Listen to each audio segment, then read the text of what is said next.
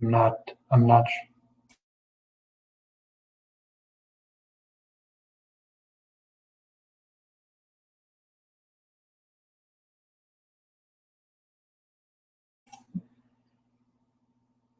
Good afternoon, or good morning, I guess, depending on when you're joining us. We're going to get started in just a moment.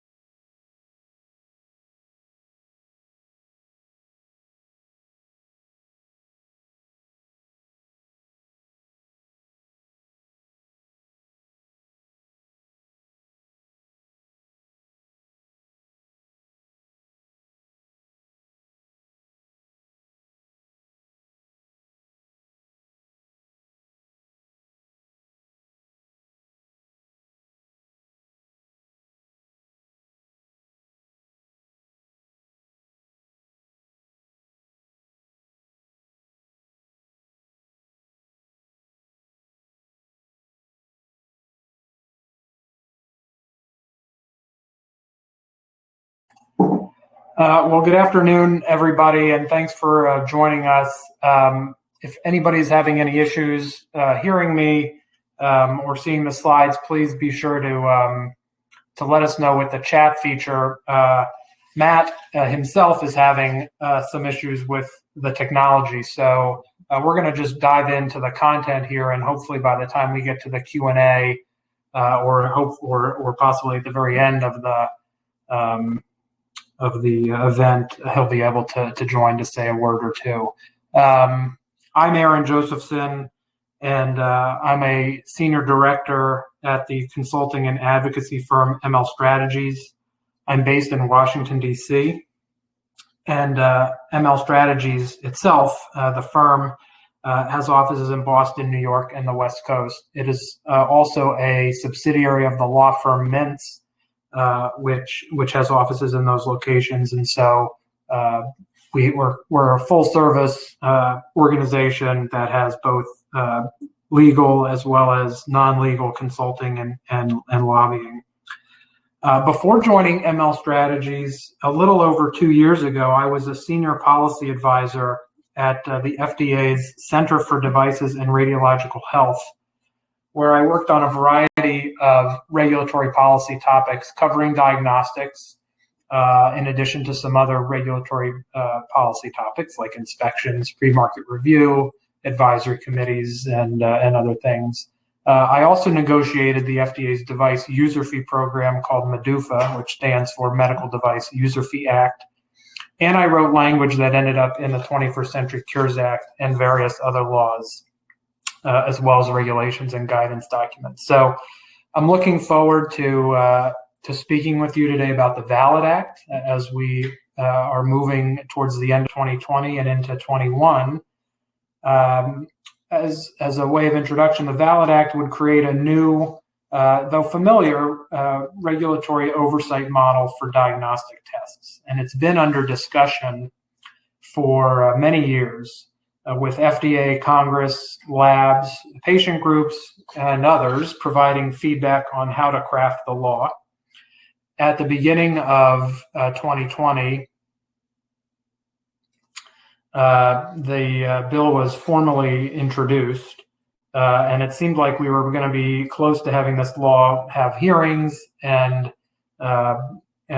move towards enactment, and then the COVID-19 pandemic derailed a lot of legislative activity this year. So, of course, there's also more scrutiny on diagnostics now than there may have been before the pandemic. So what's happened is not much in 2020. Though we've heard from congressional staff that it is something they want to take action on in 2021. So now is a good time to familiarize yourself with what's in the proposed law, and of course how you can influence it. And I'll get deeper into the politics of it all a little bit later in the presentation, but I wanted to kind of go through the history and then, of course, what's actually in this bill.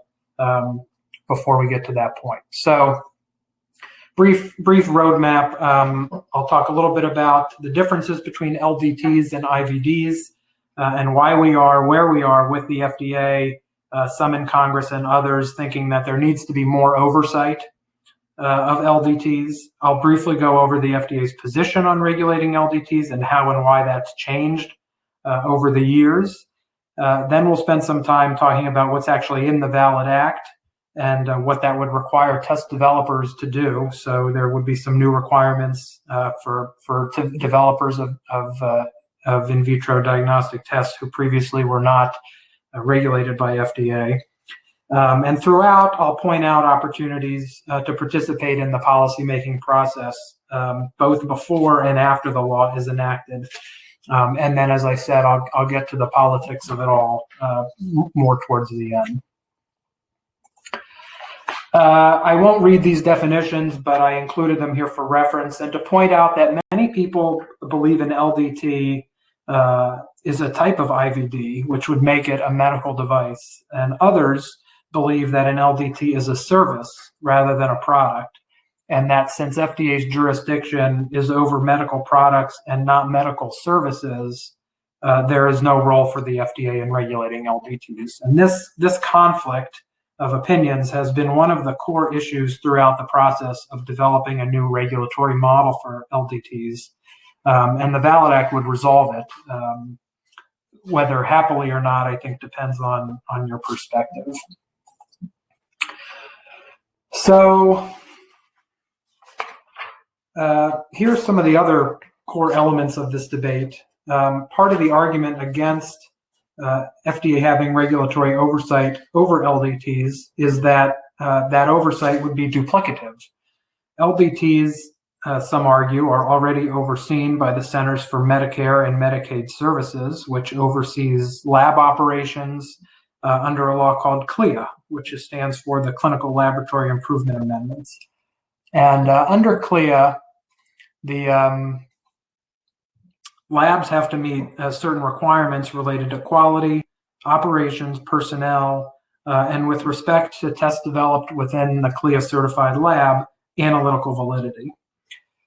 Proponents of more FDA regulation of LDTs say that CLIA's oversight of a test's analytical validity isn't sufficient to protect patients who need more information, they say, such as about the clinical validity of a test. So whereas analytical validity is the accuracy of the test at detecting or measuring the thing it's supposed to detect or measure, clinical validity refers to relating that result to the healthcare status of a patient.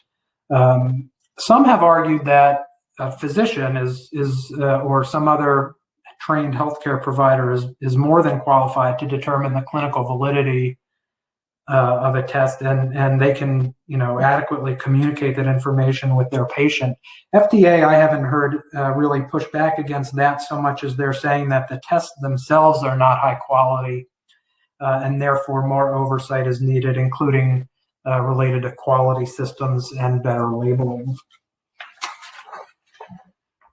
And FDA has long felt it has had the authority to regulate LDTs, but was electing to direct its limited resources elsewhere and instead exercise what's called enforcement discretion, as in they're exercising their discretion not to enforce certain requirements of the law. And that was the case throughout the 1970s and the 1980s until FDA and the broader healthcare community saw that LDTs were really a growing market. Products claiming to be LDTs were being designed and manufactured in a single lab, but were no longer being used in just a single lab, or at least that's what FDA was saying was happening. And beyond that, FDA said that they had many examples of LDTs that led to patient harm, whether it was a patient who received a result and took an unnecessary healthcare intervention, like having unneeded surgery, or a patient who received a result and forwent a necessary health intervention, like not having a needed surgery. So at various times, FDA reevaluated its approach to LDTs, and probably the most consequential seems to have been the most recent in 2014, when the FDA published draft guidance announcing its intent to phase in regulation of LDTs. And this set off a wave of activity, both for and against FDA's proposed approach, with the ultimate outcome being that Congress essentially threatened FDA not to finalize its draft guidance and begin enforcing requirements for LDTs. Instead, Congress said FDA should work with the community to create a new model for regulating LDTs that takes into account the uniqueness of lab tests. The lab community was also not real keen on FDA's medical device center regulating lab tests. The argument from the lab community is that the lab tests would all be viewed through the medical device prism, and that would not really be to the benefit of test developers. And politics has played a part in this, and there was a kind of a political action at the end of 2016, early 2017, right after President Trump was elected, but before he was inaugurated.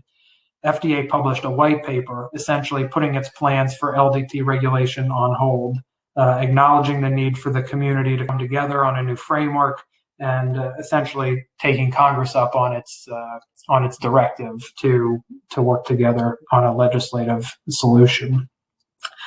This was widely seen as political, of course, because it wasn't likely that an anti-regulatory Trump administration would have favored FDA's more regulatory approach. And it largely explains the stagnation of this policy issue the past 4 years while Trump has been in office. So FDA got to work on draft legislation, working with some congressional offices, and the VALID Act that was introduced in March of this year is essentially the version FDA sent to Congress as its preferred approach, with some changes. And one of the things to keep in mind is it really mirrors, I think, the FDA's current regulatory authorities for medical devices. It adds a few new things. A few things are different, and we'll talk about those. But really, it was not kind of a wholesale reevaluation from the device framework. Okay, so here we are, a couple slides in, and we're finally getting to what actually is in the VALID Act. First things first is that VALID is an acronym. It stands for Verifying Accurate and Leading Edge IVCT Development Act. And as the name suggests, it creates a new category of medical product called the IVCT, which itself stands for In Vitro Clinical Test. And an IVCT is simply anything that was previously referred to as either an LDT or an IVD. Despite the lab industry's desire to create a new FDA unit for overseeing IVCTs, the VALID Act would have them regulated by FDA's Device Center. And the reviewers at FDA's Device Center would be looking at whether the tests meet the standard of reasonable assurance of analytical validity and clinical validity, which, of course, is a similar standard to FDA's other medical products, or the standard that they're reviewed to meet, which is reasonable assurance of safety and effectiveness. Unlike medical devices, though, IVCTs would not rely on a predicate system, where decisions about whether to market a test are based on comparisons to previously marketed tests. And also, unlike the current system for medical devices, there would only be 2 tiers of risk for these products, high and low, rather than 3. As I mentioned, some of the things in the bill are familiar: third-party review and mitigating measures, which are like special controls for devices, should be familiar to anyone who knows the device regulatory model. But there are also new ideas like technology certification and collaborative communities, which I'll talk about in more detail on the next few slides. Additionally, because FDA would be gaining oversight of products already on the market, there would be a phased approach, which means that there would be grandfathered and transitional tests and special considerations related to those. So I'll talk about those too in more detail. Something else to keep in mind before we get there is that FDA would have the authority to request information about any IVCT that FDA believes presents a safety issue or has other sort of performance issues. So that means even if you have no other business with FDA, because let's say you make the lowest risk category of tests, or you use third-party review or one of these other programs to avoid having to interact regularly with FDA, the agency still can request information about a specific test if they have concerns. So what that means is they'll be monitoring the marketplace. There will be a surveillance element to implementing this new law. And lastly, on this slide, the bill calls for a user fee program to pay for all of this. I'll get to that in greater detail shortly. But the key points really are that there's a lot of new stuff for lab test developers to understand, particularly if they were not previously subject to FDA oversight. This, I think, is one of the most critical things to know about the VALID Act, and that's how grandfathered and transitional tests are treated. Grandfathered tests are tests that are currently on the market, as in before the VALID Act is enacted, which is the date that the president signs the bill into law. And it would be a grandfathered test as long as it met certain criteria, including those that are listed here on the slide. But most critically, I think, is that the test can't be modified in such a way that it becomes a new test. So you can't say, well, my test was on the market before the law was enacted. It's a grandfathered test. I'm going to make some changes to it. At that point, it becomes a more regulated product. Grandfather test developers still have to register with the FDA, so they know who you are and what products you're making, and you would have to report adverse events so that FDA can keep track of whether your test is causing safety issues. With respect to transitional tests, one thing most stakeholders agreed on when developing the VALID Act was that there needs to be a transition period to allow sufficient time for labs to meet the requirements that will be imposed on them. The transition period is the period, as you can probably glean, between the law's enactment date and the date that it becomes effective. And a test developed during that period would be called a transitional test. And that test potentially needs to be compliant with medical device laws and regulations, and will need to be submitted to the FDA for review after the effective date of the law. So there's less flexibility somewhat with a transitional test. It's the agency or Congress really pushing developers more towards becoming more highly regulated. Of course, a test introduced after the effective date of the law, would be fully subject to the new law and its implementing regulations. I think the key thing to keep in mind, especially if this is the first time you're hearing about these things, is this is not law yet, and these requirements are proposals. I mean, they've gotten pretty far in the sense that they've been introduced in Congress, but there is still time to try to make changes here. And of course, the other thing you can start thinking about is how can you think about from a business perspective what types of things you'll need to do to make sure you're in compliance with the law, assuming it's enacted. And I'll talk about a potential timetable for enactment when I get to the political section shortly. But one thing to keep in mind is that the transition period could be several years. That allows sufficient time to meet new requirements, of course, but in the meantime, you may be required to comply with medical device regulations. So there's a little bit of a give and take there. And I think that's one of the things that lab test developers may not like most about this, actually, is that requirement to meet device regulatory requirements during the transition period, if FDA says that you need to do that. Earlier, I mentioned that one of the new policies in the VALID Act is called technology certification. This idea came about because FDA said, there's probably tens of thousands, if not more, of these LDTs out there. We can't possibly review all of them. And we don't want to review all of them. We only really want to have oversight into the highest risk tests. So what do we do about the rest of them?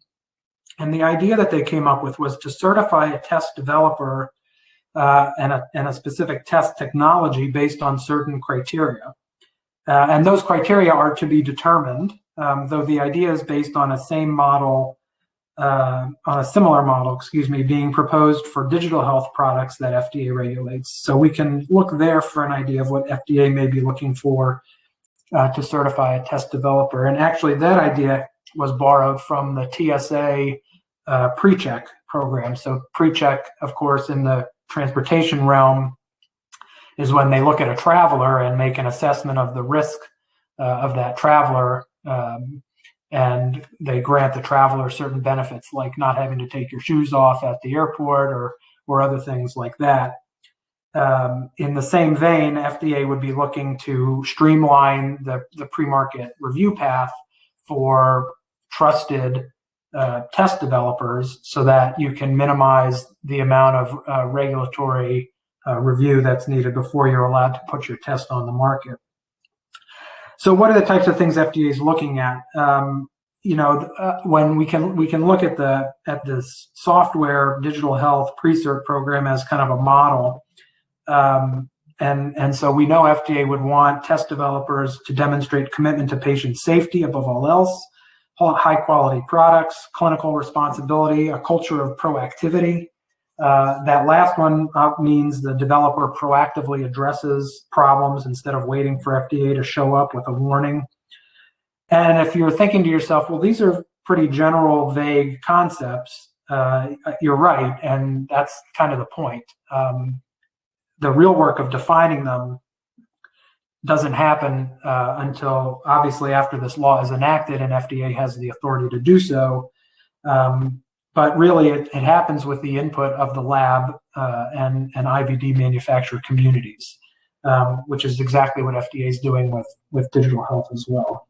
As for how this works, the mechanics of it, it would require a developer submitting an initial test through the regular pathway, and then if FDA would do a regular review of that test, and if you meet that, if that test passes essentially the FDA review and the test developer meets other criteria like having a proactive culture or a commitment to high quality products, then the developer would essentially be given a permission slip to develop and modify tests within that technology. And you could be certified for multiple technologies. So if you're a lab that's doing mass spectrometry as well as NGS, you would have to have both of those technologies certified, but you can do that.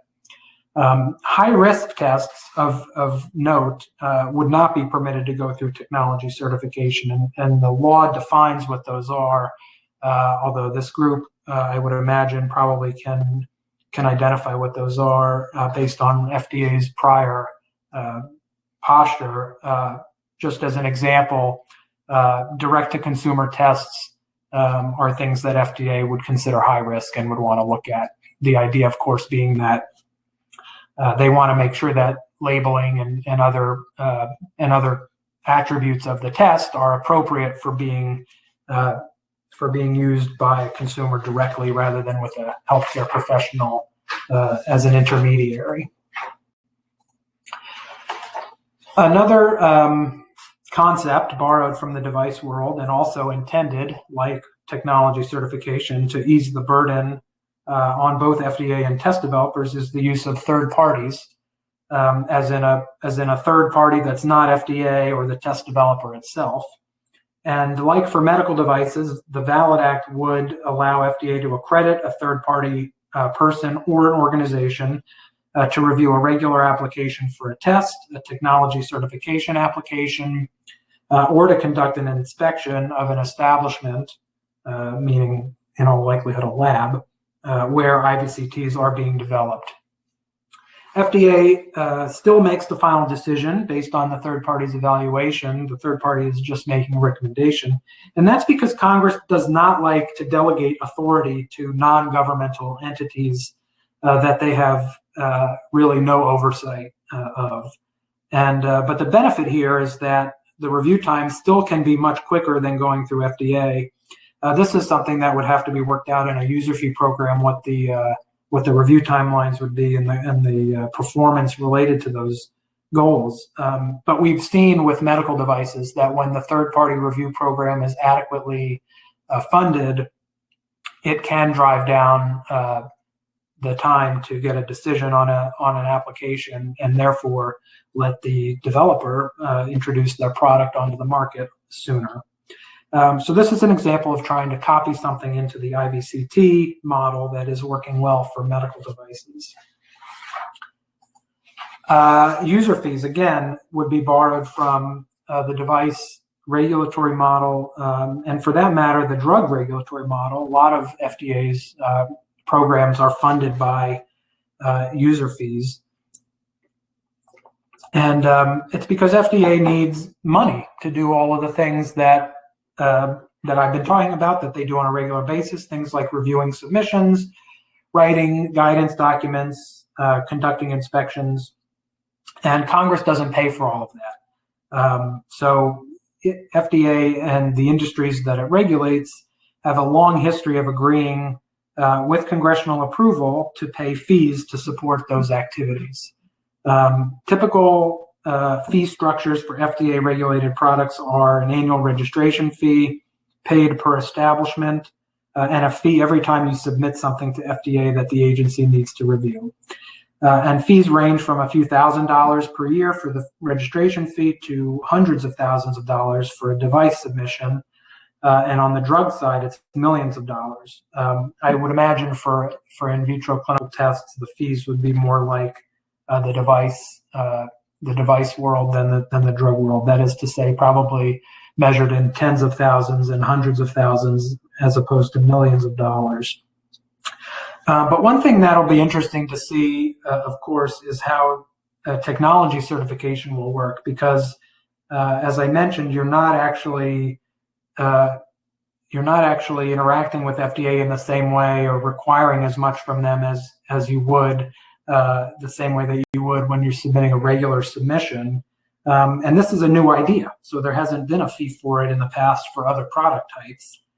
So these are the types of things that would be discussed at a negotiation between FDA and test developers if the user fee program follows the same format that it does for other medical product types, which I fully expect it will. So, and on that note, because you can participate in the user fee process, I thought, what are some other ways I can share with you about how to participate? And the first one here is something called collaborative communities. And this was an idea that was created by the FDA to help solve some of the challenges FDA was seeing in the device regulatory world. Essentially, a lot of stakeholders were coming to the FDA with different perspectives, different problems, and different ideas as to the ideal solution. They were coming to the FDA and really demanding that the agency come up with a solution.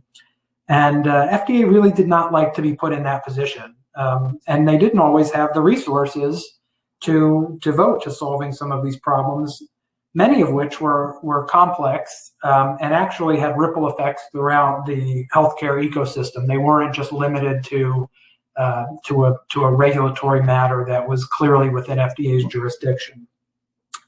So FDA said, well, wouldn't it be great if the community got together and FDA would participate as an equal member, but the community would come up with some of the solutions to these problems. And to the extent that a solution required FDA to take some action or change a policy, for example, they would consider that. But some solutions inevitably would have more to do with other government agencies or other things, like, for example, CMS reimbursement policy is not something FDA really has control over. So CMS would then be charged with doing something about that. FDA is putting a lot of eggs into this collaborative community basket, so to speak, and it's really a coup for them to have gotten mention of it in this VALID Act. The VALID Act permits FDA to participate in a collaborative community for the purpose of generally determining how to evaluate analytical and clinical validity. So again, like defining the criteria for technology certification, FDA is kind of opening the doors here and saying, with Congress's permission, and saying, help us, understand what's the best way to do these evaluations. So that's a great opportunity, of course, to join that conversation. There are collaborative communities for other topics, other kind of policy areas, and I've worked with some of them previously. So it's really an interesting way to kind of have a conversation, not necessarily limited to just your competitors in the room as a business person, but just other members of the ecosystem. So it's really interesting to see what these types of groups can come up with. Aside from that, there are more traditional ways to get involved, including advocating for or against the VALID Act, including identifying changes you may want to see and trying to convince Congress to take a different approach. Remember, this isn't law yet, as I mentioned before, and it's not necessarily going to end up in law looking like it does now, if there are good suggestions for changing it. Once the bill becomes law, then, of course, there are regulations and guidance documents that FDA would issue, all of which would have a comment period, as is the case with FDA regulations and guidance. They follow a practice called notice and comment, where they give the public a chance to comment. Of course, I mentioned the user fee process as well has public meetings, negotiation meetings with the FDA if you're a member of the industry that would be regulated, and then what are called stakeholder meetings, which essentially is anybody who's not a regulated entity, which can include patient advocacy groups, it can include academics and hospitals, and anybody else who fits the criteria that are in the law. So really, there are a lot of ways to participate here. And now we're on to the fun stuff, the politics of it all. The VALID Act, as I mentioned, was introduced in Congress earlier this year after multiple years of drafting and negotiating between FDA, certain congressional offices, and then the lab and IVD industries. The bill does have bipartisan and bicameral support, which is generally good for a bill to have, as it improves the chances of it moving in both houses of Congress rather than one house passing the law and the other house letting it sit. Further, Senator Burr, who's listed here as one of the sponsors, is expected to be elevated to the chair of the Senate Health Committee, which is called HELP, for Health, Education, Labor, and Pensions, if the Republicans maintain control of the Senate, which I'll get to at the bottom when we talk about Georgia. But that could obviously, as a co-sponsor of the bill, if he's in charge of the committee, that could further improve the odds of it moving under his leadership. This presentation, of course, this webinar is about the VALID Act, but there is another bill out there on this topic called the VITAL Act, which stands for Verified Innovative Testing in American Laboratories. And that bill is sponsored by Senator Rand Paul, a well-known libertarian, and who is the second most senior member of the Senate Health Committee, second to Senator Burr, and who, if he somehow ended up in the chairmanship of that committee, probably would not move forward with VALID, but instead would prefer his own VITAL Act. The key thing to know, of course, about VITAL is that it would leave LDT oversight under the jurisdiction of CMS through CLIA and not involve FDA. It's really essentially the opposite of the VALID Act in the sense that instead of calling for a new regulatory model to be created as VALID would do, VITAL says basically we have enough government oversight of these tests and let the existing system work as it's currently set up. The Trump administration at times has taken a hard line against FDA regulation of LDTs, particularly during the pandemic. Early in the administration, there was a lot of discussion about FDA regulating LDTs without going through the formal regulation process. You'll recall I mentioned FDA already backed away from that idea at the very end of the Obama administration. But it was clear, even if there was some appetite for FDA to have some role in regulating LDTs, it wasn't going to happen through guidance or regulation, even under Trump.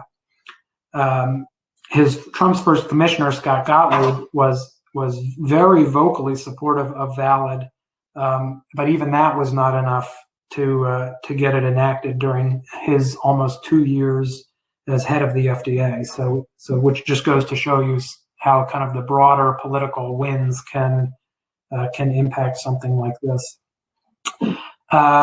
When COVID hit, FDA was given an opportunity to show how it might regulate lab tests, and so the pressure was very high for FDA to get it right. Unfortunately, if you are a proponent of FDA having increased oversight of LDTs, the agency, in my estimation, badly handled its oversight of early COVID tests.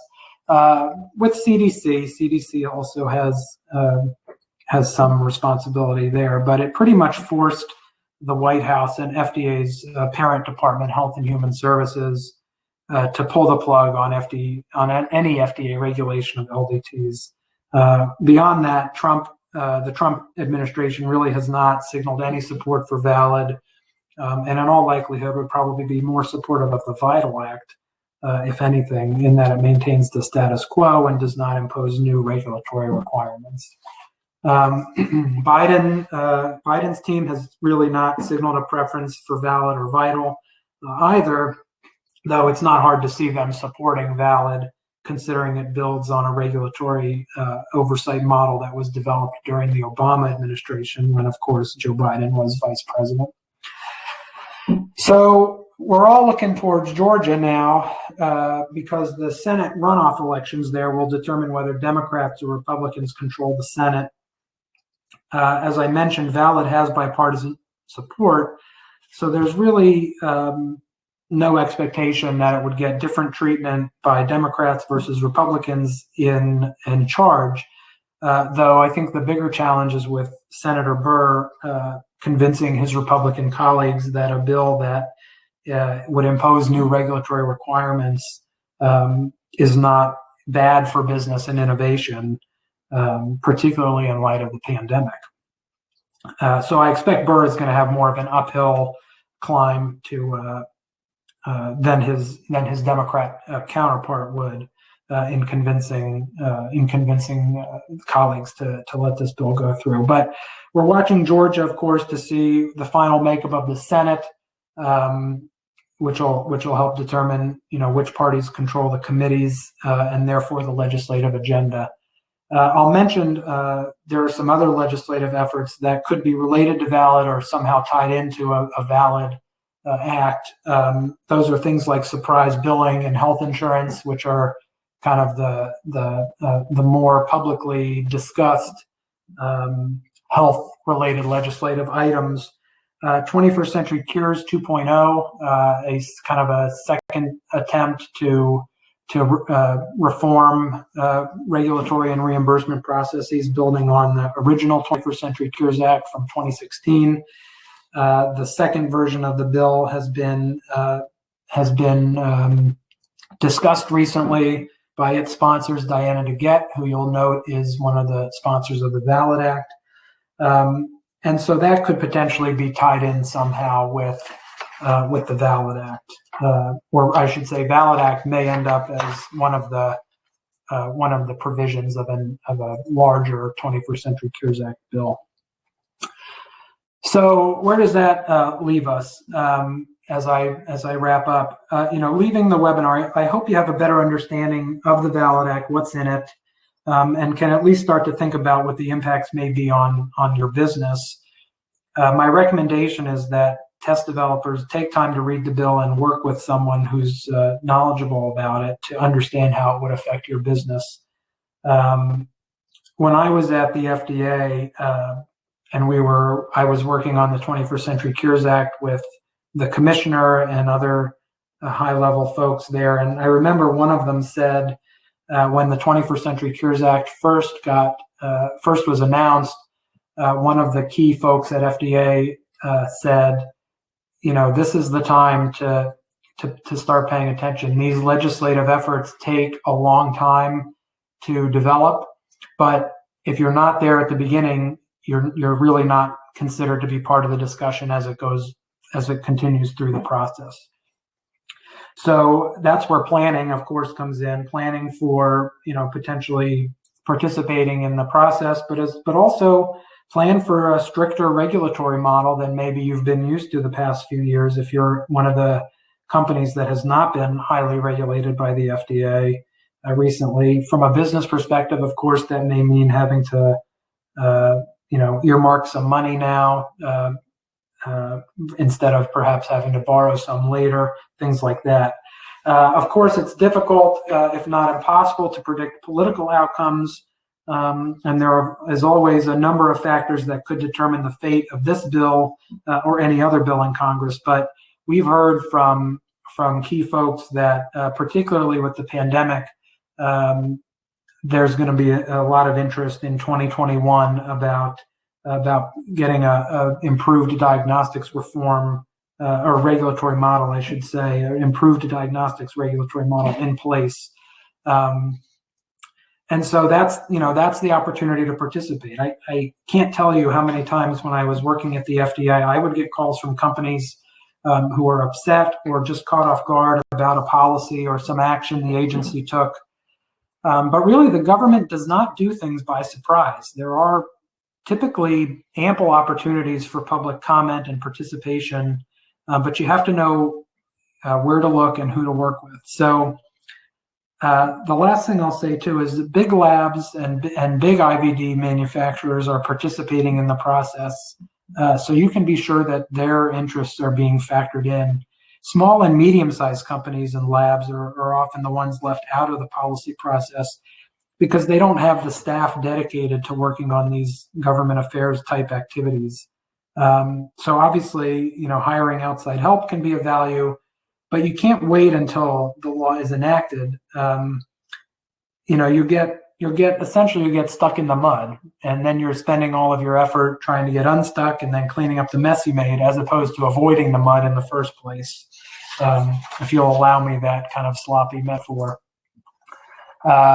That's really what I wanted to talk about today. Again, I hope it was informative and helpful. I'm happy to meet with webinar participants who would be interested in learning more about VALID and potentially how to influence it. And I know we have some time for questions as well. So I don't know if Matt's tech issue has resolved. If it has, I'll turn it back to Matt. If not, I guess you'll be hearing from me in another second.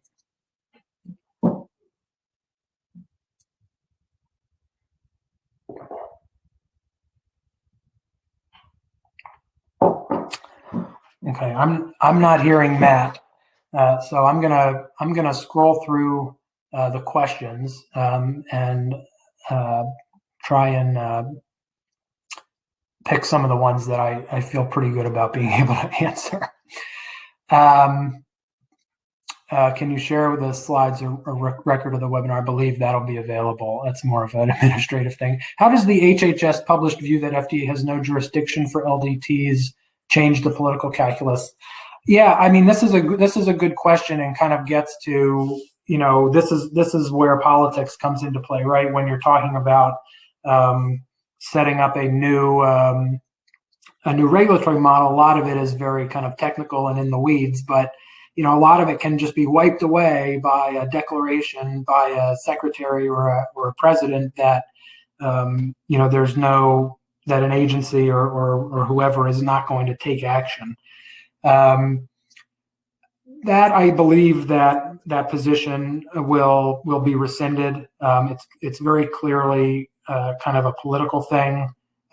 In fact, HHS has even walked back that position somewhat in recent days because what they realized is if FDA is not reviewing LDTs, then there's no PrEP Act coverage, and the PrEP Act provides some protections to test developers, to LDT developers.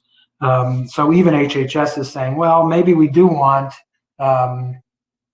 maybe we do want FDA to review some of these things. So there's, even within this administration, there's some tension over those things. I think a Biden administration will be much more willing to let FDA regulate LDTs and will be supportive of something like valid going into effect. Another question here, what becomes of the existing cap and clear regulatory structure under valid? Well, so what FDA has said and what Congress and others have said, this may not be all that satisfying of an answer, but essentially what they've said is CLIA would remain to allow CMS to still essentially accredit labs for having met the criteria related to personnel and quality and things like that. FDA is looking more at the tests and things like that. So, and then there's a second part here. What would be the requirement for a minor assay modification, like adding a new marker to an already approved panel of markers? So, the law does entertain this this concept of modifications. This is obviously something that's an issue in the device world as well. Suffice to say, I won't get into it in great detail here, but the law and what FDA would do in implementing the law does entertain how modifications would take place. And FDA to this day, I think, still struggles at times, and they've put out very lengthy guidance documents about how do you know when a change to a device has triggered the need for a new application, for a new device application. I think they would have to do the same thing for assay modifications. Where can you get a copy of the Valid Act? It's available on Congress.gov. If you search for Valid Act, that's an easy way to get to it. You can also probably Google Valid Act with any of the bill co-sponsors that I mentioned with their name, and they will pop up. How do you join a collaborative community? Well, a collaborative community that exists they're listed on FDA's website, and FDA, like I said, FDA doesn't own collaborative communities. They view them as kind of an effort where the community is essentially kind of coalescing itself together, but FDA participates and has agreed to kind of host materials on its website about collaborative communities. So you definitely can get more information there.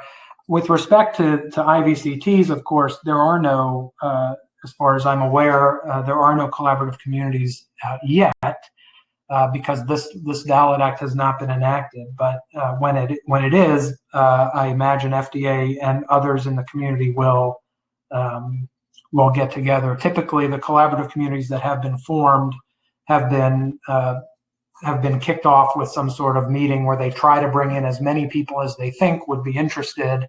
And then you go from there in terms of creating a charter and setting a schedule for other meetings and doing the other things that are related to setting up a group like that. Is there a website where is there an FDA website where we can follow progress in this area? Unfortunately, no. I think in terms of FDA, there certainly is information on the FDA websites about their posture towards LDTs, but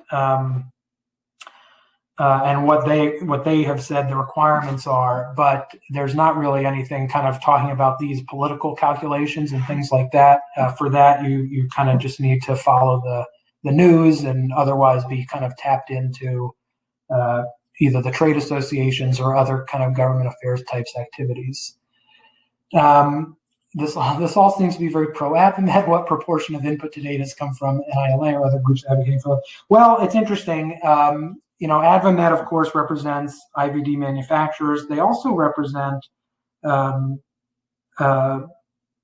or I'm sorry, the other groups that have been participating in some of these discussions have been, I don't know about NILA, but I know that American Clinical Lab Association, ACLA, has been a key participant in some of these discussions. And my impression is that the clinical lab associations are not exactly in love with valid and with respect to all of the new requirements that it would impose. But I have not heard them really come out with an alternative proposal. And so I can't really say, what their input has been, but I can say that they have been participating as kind of equal members of the conversation.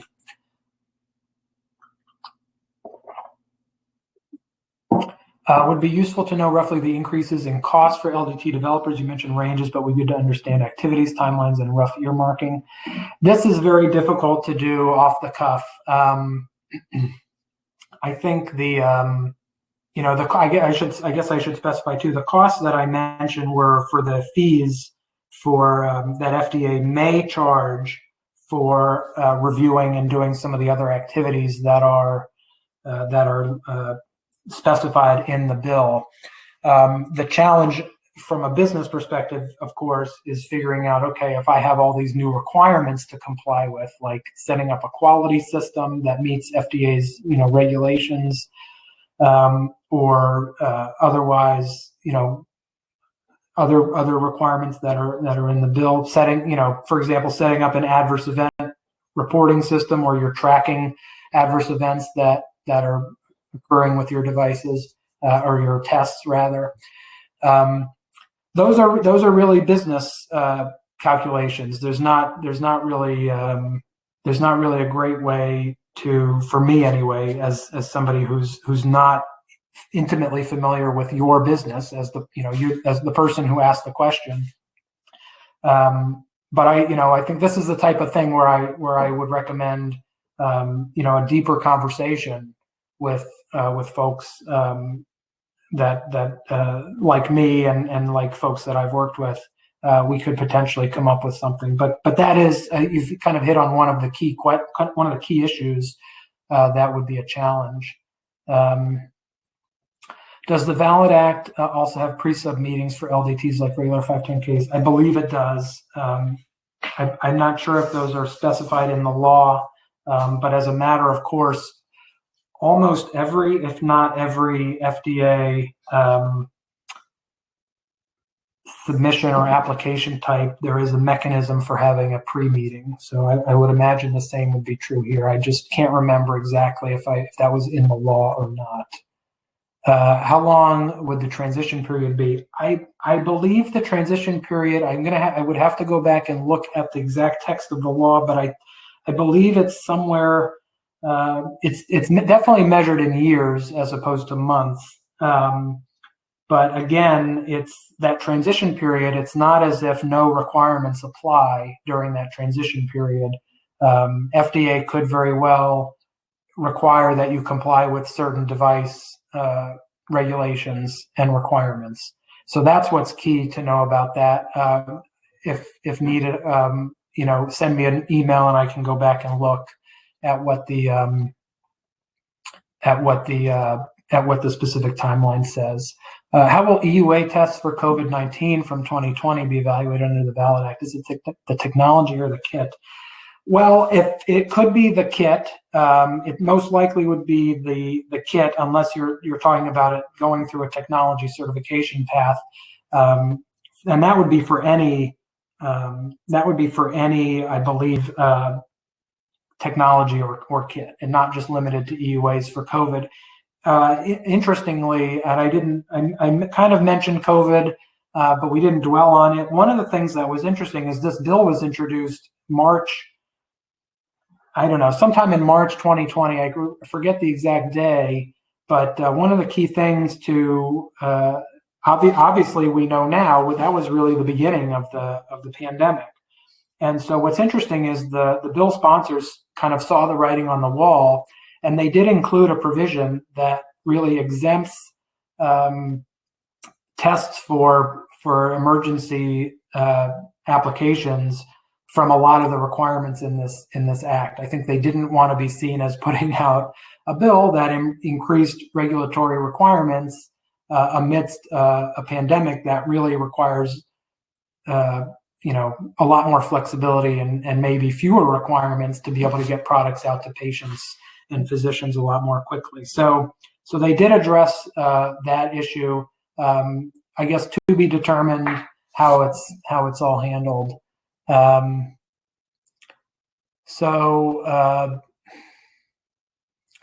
Another question here, I think this will be the last question. Won't a TSA type of technology certification where known flyers, or in this case known developers, are expedited, unfairly bias against innovators and against new companies also with no track record, and rather favor established companies in spite of the fact that turnover may be higher there, so past corporate performance doesn't necessarily correlate to current performance? Yeah, I think that's a legitimate concern. I guess what FDA would say is these are the types of things. It shouldn't matter that turnover necessarily would be high in some places if there really is a culture of developing high quality products or having kind of a proactive culture or commitment to patient safety. Those things, FDA would say, will be evaluated at the company level and not really based on one person. I think this is an excellent kind of point, is that it still requires checking in with those companies and having some oversight over those companies. And I don't think FDA is saying that they won't have oversight over those companies, but they can't possibly have eyes everywhere. And so this is what they've determined is the best model. I guess in terms of also unfairly biasing against newer companies with no track record, this was an issue with the same concept for digital health products.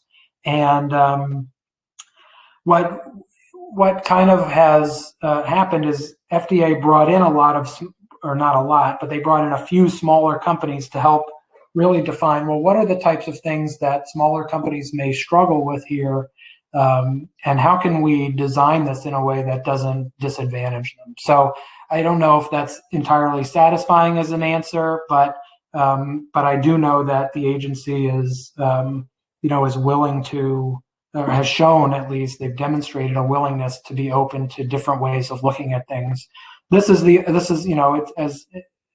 As a kind of a final note, this is also a kind of a good opportunity for me to plug my services in the sense that this is exactly the type of stuff that I work with companies with all the time. Companies who say, look, I'm not getting a fair shake with the FDA or with some other government agency for that matter. Can you help me out? And so we'll figure out, well, what is it that they're doing that's bad? What is it that we want the right solution to be? And how can we go in and do that? Whether it's a technical solution or whether it's more of a kind of just a policy or a personality thing. Sometimes it's just that you're talking to the wrong person, or the wrong person is calling the shots on an issue. So I think unless Matt is able to chime in again, I don't know. There's a lot of questions. Maybe it would be helpful for Matt to consolidate the questions, and then I can see about preparing some responses, and maybe we could send those out to the attendees. That's maybe something Matt and I can talk about. But here's a final note from Matt. Matt will be providing a recording of the webinar, as well as a questionnaire requesting your feedback or suggestions for future topics, with the goal being to educate and discuss areas of interest for high growth companies in the life sciences. So Matt says, I look forward to your input and participation. This is a complimentary leadership series sponsored by myself for leaders in the molecular diagnostic and life science tools domain. If Matt can be a recruiting resource for you, please contact him. This is Aaron speaking. I also will thank you for attending, and I look forward to potentially working with some of you. And please don't hesitate to reach out if I can be of assistance with respect to VALID or anything else. Thank you for attending, and have a good day.